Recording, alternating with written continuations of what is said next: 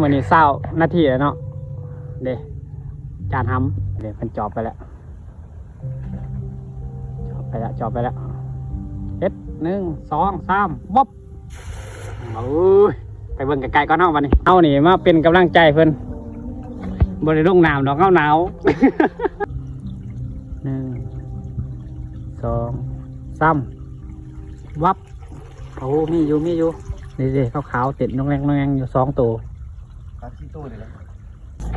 ปรากฏหน่อยอะไรอยู่โอ้มาบานซ้ำก็ได้มาจักนี่บ่บานเท่านึงก็แล้วเด้อบ่มาบานเท่านึงก็แล้วเด้อบ่2 เดือน 2 เทื่อเนาะมาบานซ้ำ แต่ว่าปลาโดนถือ2นี่ใครเบิ่งก่อนเบิดเนาะไม่ก็เบิดแล้วเดี๋ยวใครเบิ่งก่อนมาโอ้มาสิปลายตัวเติบได้นี่ ยังเศร้านะคือว่าซ้ำนี่ก็โอเคเลยเด้นี่